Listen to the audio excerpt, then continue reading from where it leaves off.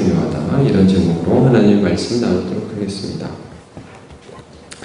이제 열왕기 8장에서는 열왕기 하에서 이제 초반부터 계속 나왔던 엘리사와 관계됐던 사역을 집중해서 보는 데서 약간 시각을 옮겨서 유다 왕에게로 이제 초점을 바꿉니다. 그러니까 열왕기 하가 북이스라엘과 남유다, 솔로몬 이후에 갈린 두 왕국의 역사를 쭉 조명하고 있는데, 여태까지는 북이스라엘을 중심으로 한 엘리사의 사역을 쭉 보여줬다면, 이제 오늘 본문에서는 초점을 좀 돌려서 아래 남유다의 두 왕에게 이제 초점이 다시 돌아갑니다. 이게 왔다 갔다 합니다. 그러면서 이제 두 왕이 소개가 됩니다. 여호사밧이라는 이 남유다의 선한 왕을 이어서 왕이 된 두 왕이 나오는데, 하나는 여호람이라는 왕이고 또 한 명은 아하시아라는 왕입니다. 이제 여호람의 아들 손자입니다. 여호사밧의 아들 손자입니다. 근데 이제 여러분이 계속 왕의 이름을 보시면 이렇게 누구가 이름이 그 사람이 그 사람 갖고 좀 헷갈릴 수가 있습니다. 일단 여호사밧, 여호람, 아하시아 이렇게 되는 이 남유다의 왕인데, 제가 처음 말씀드린 이 여호사밧은 좋은 왕이에요. 다윗의 길로 행한 그런 좋은 왕인데, 여호람과 아하시아는 나쁜 왕입니다. 이제 그 이유가 무엇이냐? 여호사밧이라는 좋은 왕이 상당히 좋은 왕으로 기록되어 있어요. 여러분, 그래서 이 여호사밧 그러면 생각나는 게 뭡니까? 싸움을 할 때 성가대를 앞에 세워서, 찬양대를 앞에 세워서 탁 나와서 하나님이 막 승리하신 그런 놀라운 기적을 체험한 왕이 여호사밧 아닙니까? 하나님을 잘 믿는 왕이에요. 근데 이 왕이 결정적으로 잘못한 게 뭐냐면, 북이스라엘의 아주 나쁜 왕 아합, 여러분 기억하시죠? 아합, 이세벨과 남편과 부인 사이였고 엘리야라는 선지자를 핍박했던 그 나쁜 왕 아합과 이 남유다 여호사밧이라는 좋은 왕이 서로 교제를 했어요. 그래서 이것 때문에 굉장히 어려움을 많이 겪었던, 결국 이제 이것 때문에 이 남유다가 어떻게 나쁜 왕 아합의 영향을 받는가, 오늘 그 내용이 기록되어 있는 것입니다. 그래서 이 소개를 좀 보시면요, 오늘 16절, 17절 보면 이제 이스라엘 왕 아합의 아들 요람 제5년에 여호사밧이 유다의 왕이었을 때에 유다의 왕 여호사밧의 아들 여호람이 왕이 되니라. 이제 여호사밧 말년에 자기 아들을 딱 왕으로 세우는 그런 장면이 나오죠. 32세 때 왕이 되고요. 8년 동안 통치를 합니다. 여호람, 오늘의 주인공입니다. 첫 번째 주인공 여호람. 근데 이제 이에 대한 평가가 여러분 18절, 19절에 이렇게 나옵니다. 그가 이스라엘 왕들의 길을 가서 아합의 집과 같이 하였으니, 좀 이상하죠, 여러분? 남유다의 왕은, 좋은 왕들은 대부분 어떤 평가를 받았냐면 다윗의 길로 행했다, 이런 평가를 받아요. 이 좋은 왕입니다. 근데 나쁜 왕들도요, 대부분 어떤 평가를 받았냐면 북이스라엘의 초대 왕인 여로보암의 길로 행했다, 이렇게 평가가 대부분 나와요. 여로보암이라는 왕이 베델과 단에 금송아지를 만들면서 백성들로 우상을 숭배하게 한 나쁜 왕의 대명사거든요. 근데 이스라엘 왕 중에 여로보암을 뛰어넘게 나쁜 왕이 하나 더 있었으니 그 이름이 아합입니다. 이 아합의 길로 사람들이, 이 북이스라엘의 왕들이 갔다는 건 굉장히 안 좋은 거거든요. 근데 이상하게 남유다에 이 아합의 영향력이 끼치게 됐어요. 이거 좀 볼게요. 18절 읽다 말았죠. 이는 아합의 딸이 그의 아내가 되었습니다. 아합이라는 나쁜 왕과 여호사밧이 이 교제를 하면서 정략 결혼을 시켰어요. 아합의 딸과 여호사밧의 아들 여호람과 이 아달랴라는 여자가 결혼을 합니다.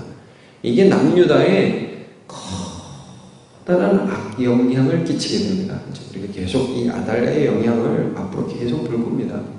하여튼 이세벨도 나쁜 여자였는데 아달랴는 한술 더 뜬 나쁜 여자가 됩니다. 나중에는 왕자들을 죽이고 자기가 왕이 돼요. 그래서 이스라엘, 이 남유다의 역사의 가운데 보면 한 번 여자가 왕이 되는 때가 나오는데 이게 아달랴입니다. 물론 왕의 칭호를 얻지는 못했죠. 근데 왕을 다 죽여버리고 왕자들을 다 죽여버리고 자기가 정권 실세를 잡은 겁니다. 나중에 이제 죽임을 당하게 되는데, 자 어쨌든 그가 아합의 딸이 아내가 되어서 여호와의 보시기에 악을 행하였다. 그런데도 하나님이 유다를 다윗 때문에 긍휼히 여기셨다. 이런 말씀이 나옵니다. 결국 어떻게 나타나느냐? 에돔의 배신으로 나타납니다. 이제 다윗 때의 이웃 지역에 있던 에돔이 유다의 속국이 되죠. 그런데 이제 배반을 합니다. 20절에 보면 여호람 때 에돔이 유다의 손에서 배반하여 자기 위에 왕을 세운 거로. 이제 이 정도 되면 이제 알아야 돼요. 야, 이렇게 살면 안 되는구나. 하나님을 경외해야 되는구나. 우상을 숭배하면 안 되는구나. 이렇게 알아야 되는데 여기서 이제 깨닫지 못하는 거죠. 그래서 계속 보시면 여호람이 병거를 이끌고 사일로 가서요. 그래서 에돔 사람과 전쟁을 하게 되는데 밤에 위급한 상황을 만나게 됩니다. 자기를 애워싼 에돔 사람과 그 병거의 장관들을 쳤다. 자기가 암살당할 위험을 이제 겪게 되는 거죠. 근데 결국 이기긴 이겼어요. 하나님이 그냥 거기서 죽게 하지는 않으셨어요. 근데 이제 에돔 사람들이 도망가서 장막들로 돌아가서 결국은 이제 유다를 배반하고 섭정 왕이 아닌 자기의 왕을 이제 세우게 되었다는 것이 22절까지 나타납니다. 여호람은 결국 8년 동안 한 게 뭔가 에돔의 배신, 이게 주로 기록되어 있습니다. 자, 그 다음에 25절부터 보면 그 여호람의 대를 이어서 여호람의 아들 아하시야가 왕이 됐다. 두 번째 주인공입니다, 오늘. 근데 아하시야는 왕이 될 때 나이가 22세였습니다. 이제 자기 아버지가 40에 죽었으니까 18에 난 아들이죠. 애가 애를 낳습니다. 근데 여기도 보면 이 아하시야라는 유다의 왕은 1년 동안 예루살렘을 통치하게 됩니다. 근데 재밌죠? 거기 뭐라고 나오죠? 그의 어머니의 이름은 아달랴라.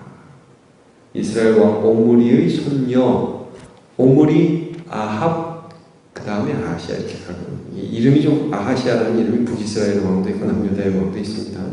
자, 하여튼 아합의 딸이 자기 엄마예요. 그래가지고 이 자기 엄마를 통해서 온갖 안 좋은 교육은 다 받은 게 아하시야입니다. 이 아하시야가 22에 또 왕이 됐어요. 평가를 보십시오. 27절 아하시야가 아합의 집 길로 행하였다. 아합의 집과 같이 여호와 보시기에 악을 행하였으니 그는 아합의 집의 사위가 되었습니다. 맨날 삼촌 쫓아가고 여기 이 다음에 나오는 게 뭡니까? 그가 아합의 아들 요람과 함께 길랏 라못에 가서 아합의 아들 요람이 이스라엘의 왕이었는데 말하자면 지금 아합의 아들 요람이 자기 엄마 오빠인지 동생인지 그건 잘 모르겠지만 외삼촌이라 이거예요. 외삼촌. 그러니까 맨날 북이스라엘의 왕들 쫓아다니면서 같이 전쟁하고 이게 뭐 나이도 어린데 아는 것도 없고 아마 그랬던 것 같아요. 그러니까 이제 믿을 게 삼촌밖에 없다. 자기 엄마가 그렇게 또 교육을 시켰겠죠. 그래가지고 계속해서 북이스라엘과 교제하는데 이제 오늘 본문은 그 어떻게 아하시아가 망하게 되는가의 시초만 보입니다. 결국 이제 나중에 예후라는 사람이 자기의 삼촌인 여기서 부상을 당하는 요람이라는 이스라엘 왕을 죽이게 되는데 그때 이 아하시아도 같이 죽습니다. 그건 나중에 우리가 좀 살펴보도록 하고요. 이 오늘 본문에서 쭉 나오는 거는 이 여호람과 아하시아라는 유다 왕, 사실 아합과 전혀 상관이 없는 사람인데 정략 결혼을 통해서 이 여호사밧이라는 왕이 나라의 평화를 위해서 정략 결혼을 했는데 이 정략 결혼을 통해서 아합의 집 가문의 아주 나쁜 여자가 왕비가 됐거든요. 그 영향이 대대로 지금 나타나는 겁니다. 그래가지고 결국 왕들도 패가 망신하고 이 아하시아는 1년 만에 죽게 되고 왕이 됐지. 뭐 이런 비참한 인생들이 이제 계속 나오게 되는데, 이게 뭡니까? 누구를 가까이 하느냐, 이게 우리의 인생의 방향을 결정한다는 겁니다. 그러니까 이스라엘 백성들이 출애굽했을 때 하나님께서 뭐라고 말씀하십니까? 모세를 통해서, 여호수아를 통해서, 야, 너네 그 땅에 가면 그 땅 백성들과 결혼하지 말아라. 그러죠. 왜냐면 그 여자들이 너네 마음을 돌려놓을 것이다.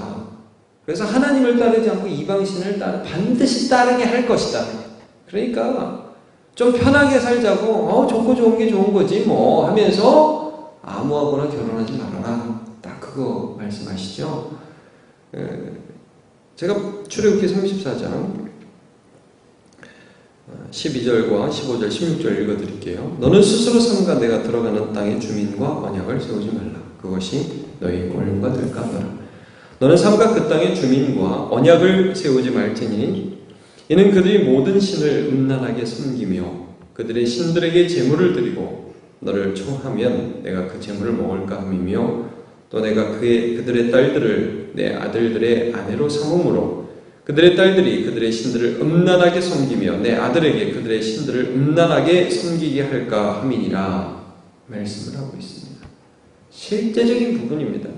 이제 우리가 이 땅을 살아가면서 세상에서 나올 수는 없죠. 우리가 죄인들을 사랑하고 죄인들을 섬겨야 합니다. 그런데 그들을 만나기도 하고 섬기기도 하고 하지만 중요한 것은 우리의 마음과 그들의 마음을 막 나누면서 그들을 배우고 세상과 가까이 하고 이런 것도 해? 이런 것도 좋아? 그러면 결국 그들을 따라가게 되어 있다는 거예요. 사람은 영향을 받는 하나님의 놀라운 창조물입니다. 뭐냐면 교제라는 게 가능해요. 하나님의 형상으로 지음받았기 때문에 배운다고요. 또 서로 영향을 주기도 하고. 근데 죄인들과 교제하고 죄인들과 대화하게 되면 나도 모르게 그 영향을 받아요. 대표적인 사람이 누굽니까? 소돔과 고모로에 살았던 롯입니다. 그가 의인이었지만 그 땅의 악함을 보면서 심령이 고통을 받았다고, 심령이 상했다고 그러잖아요.